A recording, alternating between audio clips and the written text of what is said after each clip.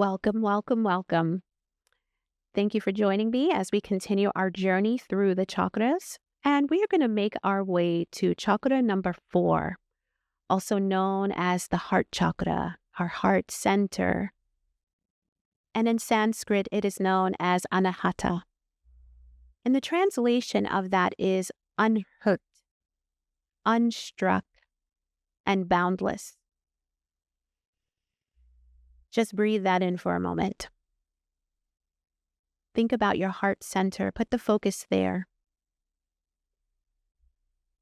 The boundless energy of the heart, pouring love out and receiving love back.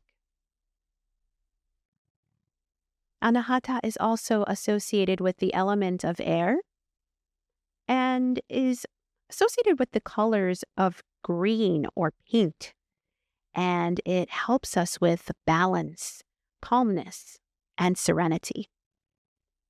Now, as we focus on the energetics of Anahata, it is the bridge between the lower triangle, the lower chakras, which are the root, the sacral, and the solar plexus, and our upper triangle, which are the throat, the third eye, and the crown chakras.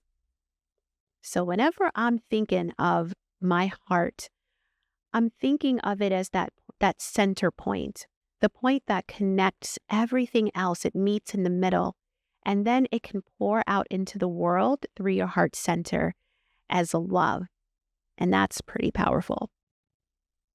So the heart chakra is related to the element of air, as I said before. And I want you to think of it as spaciousness, taking up space, being unapologetic in your movements. It's the infinite nature of oneself and the doorway to the soul.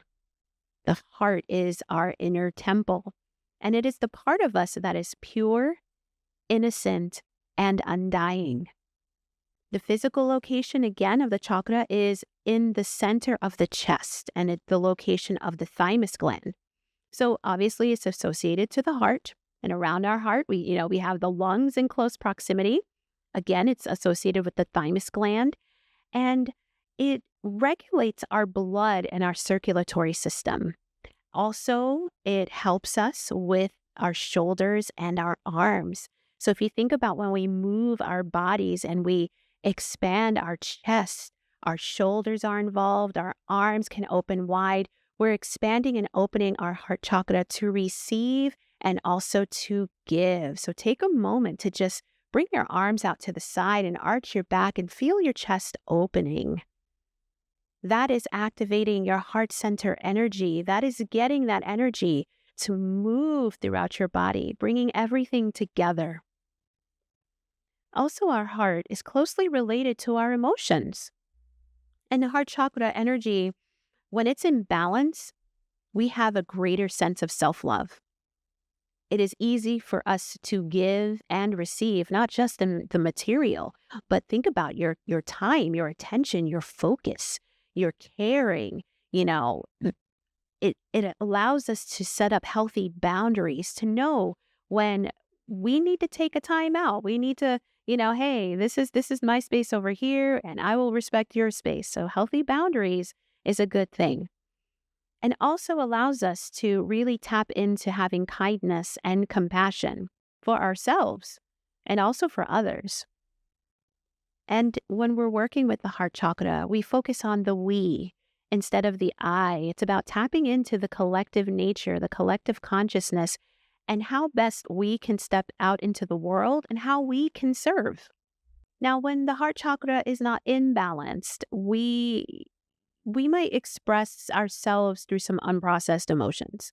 When we store those unprocessed emotions in the heart and in the lungs. So, you think about a broken heart, right? We experience, a breakup or something. We feel brokenhearted. Our heart center is out of balance, and that comes along with grief and sadness. And in the lungs, maybe we're so devastated that we can't breathe, right? It also, when it's not imbalanced, we have a greater sense of impatience, right? If somebody comes up to us and asks us something, we might be a little bit biting or short with them. So At those times when your words might cut through somebody, maybe take a step back and think about, hey, what's going on? Maybe I need to do a little bit more internal work. I need to focus a bit more on my heart center. If you're easily agitated, those are things that we can work on to kind of calm that down. So when you have balanced heart energy, you can find joy in the little things. And I mean the little things, getting up in the morning and, saying, hey, you know what? I get to drive into work today, or I get to go to school today, or I get to make dinner for my family, or I get to go downstairs and throw a load of laundry in the wash. Those are things, those are little moments of joy that we can see as an everyday, maybe possibly daunting task, but we can say, you know what, I get to do these things. So we can turn it into a positive. And when we are doing our movements to work with the heart chakra, we want to do exercises that stretch through the chest. Again, opening the chest, expanding our lung capacity, allowing us to take in more oxygen. And that oxygen is going to feed our cells, and those cells are going to regenerate, and we're going to get more energy, and we're going to feel more happy and upbeat. So it also helps to strengthen the arms to improve our blood circulation to the heart.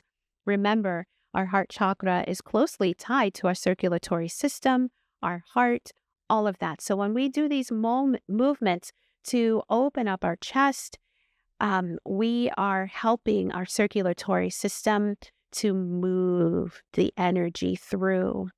And powerful breath work to strengthen the diaphragm, taking big, deep, meaningful breaths down into the belly, again, flooding our body with fresh oxygen. There's nothing like taking a deep breath. Let's do that really quick right here. So take a nice deep breath. You can even place your hands underneath your chest, on the diaphragm. It's kind of like right in the middle. And when you take a deep breath in, I want you to think about breathing in so deep that your belly pushes your hands forward. And when you exhale, your hands will go back to where they were.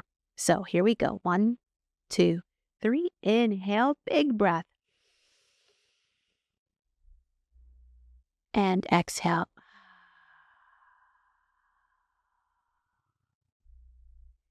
If you notice throughout the day that you're starting to feel a little stuck, maybe a little jittery, maybe a little agitated, just take a moment, pause, and breathe.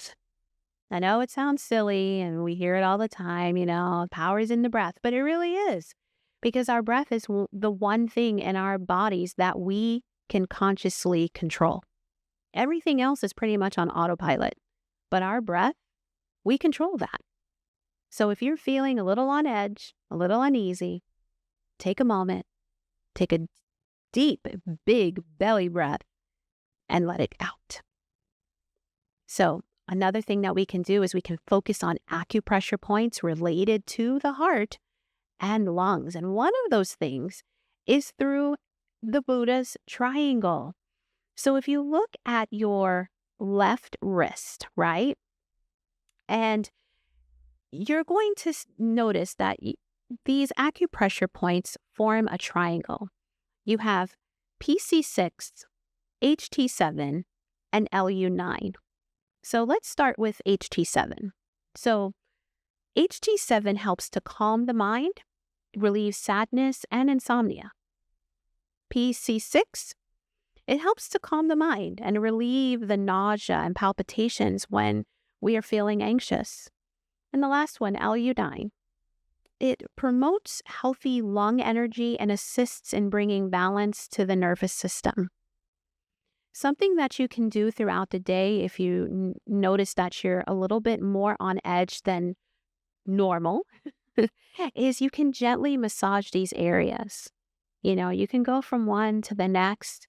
And this is a great time even to pause and take those big deep breaths in and massage those points on your wrist to help bring balance to the nervous system, to help you feel more calm and relaxed. All right.